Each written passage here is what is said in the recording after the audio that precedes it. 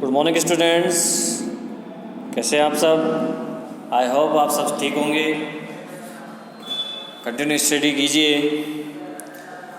और स्क्रीन पे आपको दिख ही गया होगा chapter lesson 7 P block elements. तो आज हम जो है एक न्यू लेसन स्टार्ट कर रहे हैं पी ब्लॉक एलिमेंट। और पी ब्लॉक एलिमेंट के अंदर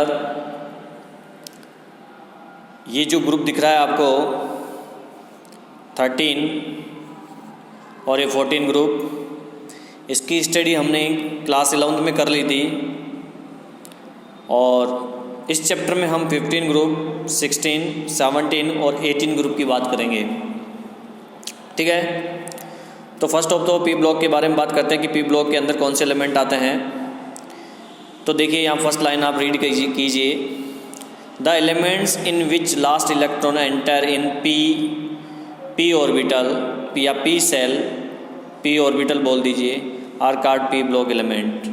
यानी लास्ट इलेक्ट्रॉन अगर पी ऑर्बिटल में आता है, पी ऑर्बिटल के अंदर एंटर कर रहा है अगर लास्ट इलेक्ट्रॉन, तो अपन उनको पी ब्लॉक के एलिमेंट्स बोलते हैं। जो elements S and P block elements are called representative elements बोलते हैं। पी एस ब्लॉक और पी ब्लॉक एलिमेंट्स को रिप्रेजेंटेटिव एलिमेंट्स बोला जाता है। इनका जनरल इलेक्ट्रॉनिक कॉन्फ़िगरेशन की अगर बात करें तो जनरल इलेक्ट्रॉनिक कॉन्फ़िगरेशन होता है NS2 NP 1 से 6 इलेक्ट्रॉन इसमें प्रेजेंट होते हैं। ये इसका जनरल इलेक्ट्रॉनिक कॉन्फ़िगरेशन है। ठीक है ना, मतलब कि जैसे मान लीजिए 4s हुआ तो 4s का मतलब 4s हो गया, इसमें 2 इलेक्ट्रॉन होंगे। ठीक है कि नहीं, और n क्या हो गया, यहाँ पे 4 हो गया, फिर p हो जाएगा। अब इसमें 1 से लेकर 6 तक इलेक्ट्रॉन भरे जा सकते हैं। मैक्सिमम p के अंदर 6 इलेक्ट्रॉन भरे जाते हैं। ठीक है ना, तो इसमें 6 तक हो सकते हैं, तो 1 to 6 इसमें आपका इलेक्ट्रॉन। तो ये इसका इलेक्ट्रॉनिक कॉन्फ़िगरेशन हो गया, ये इसका इलेक्ट्रॉनिक कॉन्फ़िगरेशन है। ठीक है, अब जैसे अगर 13 ग्रुप की बात करें तो इसमें p1 हो जाएगा। ठीक है कि नहीं। 14 की बात करेंगे, 14 में अपन बात करेंगे तो 14 में p2 हो जाएगा, 15 के अंदर p3 हो जाएगा, 16 ग्रुप के अंदर p4 हो जाएगा, 17 ग्रुप के अंदर p5 हो जाएगा और 18 ग्रुप के अंदर p6 हो जाएगा। कंप्लीट भरा हुआ नोबल गैसेज कॉन्फ़िगरेशन। ठीक है कि नहीं। तो यहाँ पे आप देख सकते हैं ये इलेक्ट्रॉनिक कॉन्फ़िगरेशन लिखा हुआ, जनरल इलेक्ट्रॉनिक कॉन्फ़िगरेशन लिख रहा है 13 ग्रुप का, ये 14 ग्रुप का, ये 15 ग्रुप का, ये 16 ग्रुप का, ये 17 का और ये 18 ग्रुप का जनरल इलेक्ट्रॉनिक कॉन्फ़िगरेशन है। ठीक है। यहाँ पे ये एक्सेप्शन है हीलियम, ये ध्यान दें आप। ये जो हीलियम आपको दिख रहा है ये एक्सेप्शन है। क्यों है? क्योंकि इसका ये 2 नंबर पे एटॉमिक नंबर कितना है, इसका 2 है। ठीक है कि नहीं। तो 2 है तो मतलब 1s2 इसका इलेक्ट्रॉनिक कॉन्फ़िगरेशन होता है। पी के अंदर लास्ट इलेक्ट्रॉन नहीं आ रहा है, पी के अंदर नहीं आ रहा है, तो ये एक्सेप्शन हो गया हीलियम। ठीक है कि नहीं। ओके। तो अब हम जो बात करने वाले हैं वो हमारी बात केवल पी ब्लॉक में 15, 16, 17 और 18 ग्रुप की ही होगी। लेट्स सी, कुछ और बातें इंपॉर्टेंट है। जो 13 ग्रुप है बोरोन फैमिली कहलाता है, क्योंकि फर्स्ट जो एलिमेंट है इसका बोरोन है। ग्रुप नंबर 14 जो है उसको कार्बन फैमिली बोलते हैं। ग्रुप नंबर 15 को हम बोलते हैं निकोजन्स। निकोजन्स क्यों बोला जाता है? क्योंकि ये ग्रीक लैंग्वेज का वर्ड है। और ग्रुप नंबर 15 को निकोजन्स कहते हैं कंपाउंड्स, क्योंकि निकोनाइज्ड कंपाउंड होते हैं। इसके अलावा इसके जो दूसरे कंपाउंड्स निकोनाइज्ड मीन्स ग्रीक लैंग्वेज में इसका मतलब होता है दम घुटना। ठीक है ना, दम घुटना पैर वाला नहीं है, ये सांस लेने में जो प्रॉब्लम होती है वो वाला दम घुटना है। ठीक है कि नहीं। तो जिसके कारण से जो है इनको निकोजन्स बोलते हैं। 16 जो ग्रुप है वो है ऑक्सीजन फैमिली, और ऑक्सीजन फैमिली के अलावा इसको चैल्कोजन भी कहा जाता है, क्योंकि जो ऑक्सीजन और सल्फर इस ग्रुप के मेंबर हैं और ये दोनों ओर्स के अंदर होते हैं। ओर्स यानी जो मिनरल्स होते हैं उनके अंदर पाए जाते हैं। और ग्रीक लैंग्वेज में चैल्कोस का मीन्स ओर्स होता है, चैल्कोस का मीन्स, इसलिए इसका चैल्कोजन नाम पड़ गया 16 ग्रुप के मेंबर्स का। ठीक है। 17 की बात करें तो ये तो आपने सुना ही होगा, इनको हैलोजेंस बोलते हैं। क्या बोलते हैं इनको? हैलोजेंस बोला जाता है। और हैलो का मतलब होता है ग्रीक लैंग्वेज में, हैलो का मतलब होता है सॉल्ट, ठीक है ना। तो ये जो 17 ग्रुप के जो एलिमेंट हैं जैसे फ्लोरीन, क्लोरीन, ब्रोमीन, आयोडीन, ठीक है ना, ये फर्स्ट ग्रुप की जो एल्कलाइन मेटल है सोडियम, पोटेशियम, सेकंड ग्रुप जैसे मैग्नीशियम, कैल्शियम, इनके साथ मिलकर सोल्ट बनाती हैं। क्या बनाती हैं? सोल्ट बनाती हैं। क्या बनाती हैं? सोल्ट बनाती हैं। इसलिए इनको हैलोजन बोला जाता है ग्रीक लैंग्वेज में, ये वो वर्ड है इसलिए। 18 ग्रुप नंबर 18 को रेयर गैसेस भी बोलते हैं, इनर्ट गैस भी बोलते हैं, नोबल गैस भी बोला जाता है। इनर्ट गैस इसलिए बोलते हैं निष्क्रिय होता है, इसका मतलब ये किसी से क्रिया नहीं करती हैं, ठीक है कि नहीं, मतलब नॉन रिएक्टिव होते हैं, क्योंकि इसका P जो है पूरा भरा हुआ रहता है 6 इलेक्ट्रॉन 18 ग्रुप नंबर 18 के अंदर, इसलिए इनको इनर्ट गैस भी बोलते हैं। क्लियर। नेक्स्ट देखिए अपन बात करते हैं, स्टार्ट करते हैं ग्रुप नंबर 15 नाइट्रोजन फैमिली। अब नाइट्रोजन फैमिली में ग्रुप नंबर 15 में कौन कौन से अपने एलिमेंट आते हैं, तो इसमें आते हैं आपका nitrogen, phosphorus, arsenic, antimony and bismuth. ये बिस्मिथ है, इसको आप टिक से भी याद कर सकते हो, ऐसे नहीं पीते ऐसे सब बीड़ी, नहीं पीते ऐसे सब बीड़ी, इस तरीके से आप इसको याद कर सकते हो, ठीक है कि नहीं। यहाँ पे अगर इस दो मेंबर की बात करें नाइट्रोजन और फास्फोरस की, तो ये दोनों नॉन मेटल हैं, ये दोनों क्या हैं? नॉन मेटल्स हैं। इसके अलावा आर्सेनिक और एंटीमनी मेटलॉइड हैं, इनमें दोनों की प्रॉपर्टी होती है मेटल्स और नॉन मेटल की मेटलॉइड में। और जो बिस्मिथ है ये मेटल्स होता है बिस्मिथ। और जनरल इलेक्ट्रॉनिक कॉन्फ़िगरेशन वही 15 ग्रुप है, मतलब 3 आ जाएगा इसमें, P के अंदर 3 हो जाएगा, यानी NS2 और NP3 हो जाएगा इसका जनरल इलेक्ट्रॉनिक कॉन्फ़िगरेशन। आगे बात समझें। आगे देखिए एटॉमिक रेडियस और आयोनिक रेडियस, रेडियाई व आयोनिक रेडियाई, एटॉमिक रेडियस या आयोनिक रेडियाई। तो वैसे तो हमने पीरियोडिक टेबल का नॉलेज पढ़ लिया पूरा 11th क्लास में, 11th क्लास में पीरियोडिक टेबल पढ़ी है, left to right up to down सब किया है, वहाँ पे परेड की थी अपन ने, है ना। और एस ब्लॉक पी ब्लॉक के बारे में भी स्टडी की थी वहाँ पे थोड़ी सी, तो उससे हमें पता है कि ग्रुप के अंदर अगर अप टू डाउन जाते हैं तो एटॉमिक जो रेडियस है वो इंक्रीज होती है, रेडियस क्या होगी? इंक्रीज हो जाएगी, ठीक है कि नहीं। तो 15 ग्रुप के अंदर अगर अपन ऊपर से नीचे जाएंगे तो एटॉमिक रेडियस इंक्रीज होगी, क्या होगी? इंक्रीज होगी। आगे बात समझे। हालांकि ये चीज़ है कि small increase in radius due to the weak shielding effect of n-1d and n-2f electrons के कारण, मतलब डिक्रीज एटॉमिक रेडियस इंक्रीज तो होती है एटॉमिक रेडियस नीचे जाने पर। जब ग्रुप में नीचे जाएंगे अपन यूँ nitrogen, phosphorus, antimony, arsenic, antimony और बिस्मिथ, तो यहाँ नीचे जाएंगे अपन तो ये इंक्रीज होगी एटॉमिक रेडियस, साइज जो है इंक्रीज हो जाएगा कुछ ऐसे, जैसे ये नाइट्रोजन है, ये नाइट्रोजन है, ये आपका फास्फोरस है, ये आपका आर्सेनिक है, AS आर्सेनिक, एंटीमनी, ये बिस्मिथ। अब साइज इंक्रीज होगा ऊपर से नीचे जाने पर, ऐसे size increase increase increase increase. अब वो कह रहा है कि यहाँ तक तो इंक्रीज हो जाता है तेज़ी से, लेकिन यहाँ से यहाँ पे इंक्रीज होता है लेकिन कम होता है। क्यों होता है?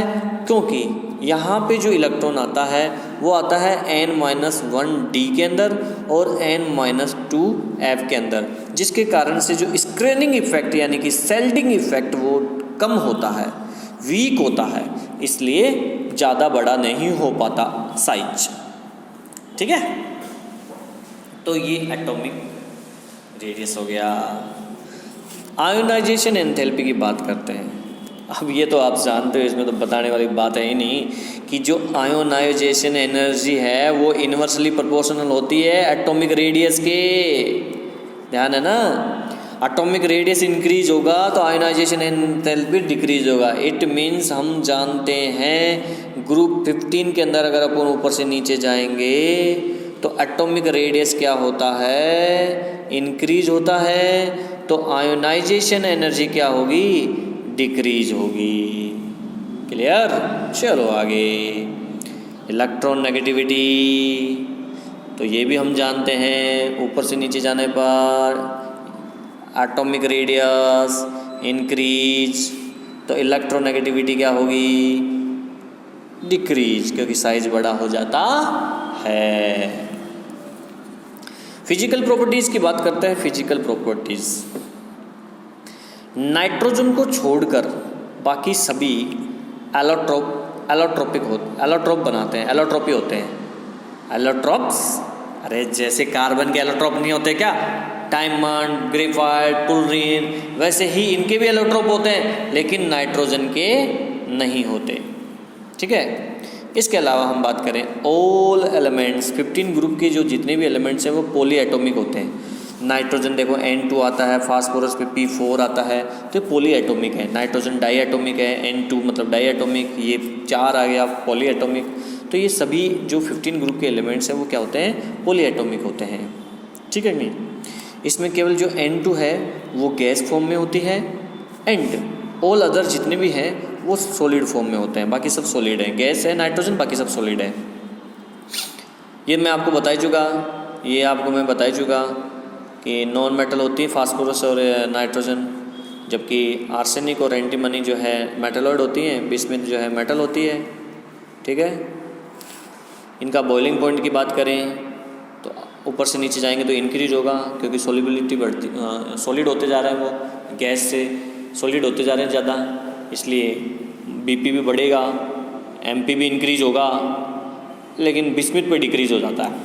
इनट पेयर इफेक्ट होता है वहाँ पे, इस चीज़ की वजह से बॉन्ड वीक पड़ जाता है और बिस्मिथ का डिक्रीज हो जाता है।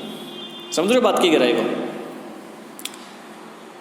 ये आप सोच रहे होंगे कि मैंने जो है बोर्ड पे नहीं पढ़ा रहा हूँ, मैं आपको यहाँ पढ़ा रहा हूँ स्क्रीन पे, स्क्रीन रिकॉर्डर से। ऐसा इसलिए क्योंकि दोस्तों स्टूडेंट्स, ये जो है थ्योरिकल चैप्टर है, इसमें इतना ज़्यादा कोई एक्सप्लेन करने की ज़रूरत है नहीं, सीधी सीधी लाइनें पढ़नी है अपन को। थ्योरेटिकल बेस्ड चैप्टर है, इसलिए अपन ने इसको इस पे ले लिया है। तो आपको दिख भी जाएगा नोट्स टू नोट्स मैंने आपको PDF सेंड कर दी है, आप उसको जल्द से जल्द उतार लें ताकि इसके अकॉर्डिंग उसको मैच करवाते जाएं। आप जब भी मैं पढ़ाऊँ, जब भी आप वीडियो देखो तो नोट्स अपने सामने खोल के देखें। वैसे तो नोट्स आपको स्क्रीन पे भी नज़र आ रहे हैं, लेकिन अपने पास कॉपी भी रख लीजिए ताकि आपको और अच्छे से अपनी राइटिंग में समझ में आ जाएगा। चलो आगे बढ़ते हैं। केमिकल प्रॉपर्टीज़, सबसे पहले है ऑक्सीडेशन स्टेट। तो ऑक्सीडेशन स्टेट जनरली जो 15 ग्रुप के जो एलिमेंट्स हैं वो जनरली जो है -3, +3 एंड +5 ऑक्सीडेशन स्टेट शो करते हैं, और इनकी वैलेंसी जो है, वैलेंसी सेल के अंदर 5 इलेक्ट्रॉन होते हैं, जिसकी वजह से ये 5 तक दिखा सकते हैं। ठीक है। तो इसमें सबसे पहले हम बात करते हैं नेगेटिव ऑक्सीडेशन स्टेट की। तो नेगेटिव ऑक्सीडेशन स्टेट के अंदर जो है 5 वैलेंसी सेल इलेक्ट्रॉन होने के कारण जो है इनर्ट गैर कॉन्फ़िगरेशन प्राप्त कर लेते हैं 3 इलेक्ट्रॉन एक्सेप्ट करते ही। अरे नाइट्रोजन कितने नंबर पे आता है, 7 नंबर पे आता है। इलेक्ट्रॉनिक कॉन्फ़िगरेशन लिखो 1s2 2s2 2p3। अब अगर इसमें 3 इलेक्ट्रॉन एक्सेप्ट कर लें तो क्या हो जाएगा, ये 2p4 हो जाएगा, 2p6 हो जाएगा। ठीक है कि नहीं? तो मतलब कि कंप्लीट भर गया, नोबल गैस कॉन्फ़िगरेशन हो गया, स्टेबल हो गया ये। तो इनको 3 इलेक्ट्रॉन लेने हैं तो -3 शो कर देते हैं नेगेटिव। इनकी इलेक्ट्रोनेगेटिविटी -3 हो जाती है। क्या हो जाती है? -3। इसलिए नाइट्रोजन -3 ऑक्सीडेशन शो करता है। क्लियर? और ये नाइट्राइड आयन बनाता है। चलते हैं आगे। यहाँ पे देखिए इनके कोवलेंट कंपाउंड भी बनते हैं -3 ऑक्सीडेशन स्टेट के अंदर। ठीक है कि नहीं? -3 ऑक्सीडेशन स्टेट में ये जो है कोवलेंट कंपाउंड के अंदर प्रेजेंट होती है। इनकी टेंडेंसी -3 ऑक्सीडेशन स्टेट्स डिक्रीज हो जाती है, मूव टू डाउन, ऊपर से नीचे जाने पर -3 बनाने का ऑक्सीडेशन स्टेट क्या होता है? डिक्रीज। क्या हो जाता है? डिक्रीज हो जाता है। आगे बात समझे? ये ऑर्डर है इसका, सबसे ज़्यादा जो है टेंडेंसी किसका -3 ऑक्सीडेशन शो करने का? नाइट्रोजन का, फिर फास्फोरस का, फिर आर्सेनिक का, फिर एंटीमनी का। क्लियर? चलो आगे पॉजिटिव ऑक्सीडेशन स्टेट। तो पॉजिटिव ऑक्सीडेशन स्टेट शो कर रहे हैं ये, +5 भी शो करते हैं, +3 भी करते हैं, ठीक है कि नहीं। और इनकी स्टेबिलिटी की बात करें तो नीचे जाने पर जो है पॉजिटिव ऑक्सीडेशन यानी कि +5 और +3 शो करने की जो स्टेबिलिटी वो इंक्रीज़ होती है। क्या हो रही है? इंक्रीज़। तो इंक्रीज़ होती है वो, ठीक है, नीचे जाने पर ग्रुप में, क्योंकि इनट पेयर इफेक्ट लगता है। इनट पेयर इफेक्ट के कारण, ठीक है कि नहीं, large amount of energy required for lose all 5 valency electron. देखो नीचे जाने पर +3 स्टेबिलिटी तो बढ़ती है, लेकिन +5 स्टेबिलिटी क्या होती है? डिक्रीज़ होती है। समझ रहे हो बात की गहराई को? ये तो बढ़ती है नीचे जाने पर, ये डिक्रीज़ होती है क्योंकि इनट पेयर इफेक्ट लगता है। अब ये इनट पेयर इफेक्ट क्या है, इसके लिए मैं आपको अलग से वीडियो बना दूंगा, उसमें आप देख लेना, ठीक है। चलो आगे बढ़ो। यहाँ पे कुछ कंपाउंड्स हैं जिनमें +3 ऑक्सीडेशन स्टेट शो कर रखा है। इसमें आयोनिक कंपाउंड होता है, ये कोवलेंट कंपाउंड है +3 के, और ये +5 वाले जो हैं कोवलेंट कंपाउंड है। इट मीन्स जो +3 ऑक्सीडेशन है उससे कोवलेंट भी बनता है और आयोनिक कंपाउंड भी बनता है, ठीक है। यहाँ पे ऑर्डर दे रखा है इसका, +3 ऑक्सीडेशन स्टेट का ऑर्डर दे रखा है, बिस्मिथ में सबसे ज़्यादा है, +5 का ऑर्डर है, +5 नाइट्रोजन में सबसे ज़्यादा है स्टेबिलिटी ऑर्डर। क्लियर? आई बात समझ में? अब आगे देखिए जो नोट है, नोट पढ़ लो आप। -2 ऑक्सीडेशन स्टेट एक्सेप्शन है, N और P जो है कुछ कंपाउंड्स के अंदर -2 ऑक्सीडेशन स्टेट भी शो करते हैं, जैसे कि ये है NS2, ये डाइफास्फोरस P2H4 है, इनमें ये -2 ऑक्सीडेशन स्टेट शो करते हैं, ठीक है स्टूडेंट्स। अगले टॉपिक में, अगला टॉपिक जो है अगले वीडियो में अगला टॉपिक कंटिन्यू रखेंगे। इस वीडियो में इतना ही बहुत है, आप यहाँ तक स्टडी करें, एक बार कोई प्रॉब्लम हो तो पूछ लें। Thank you very much.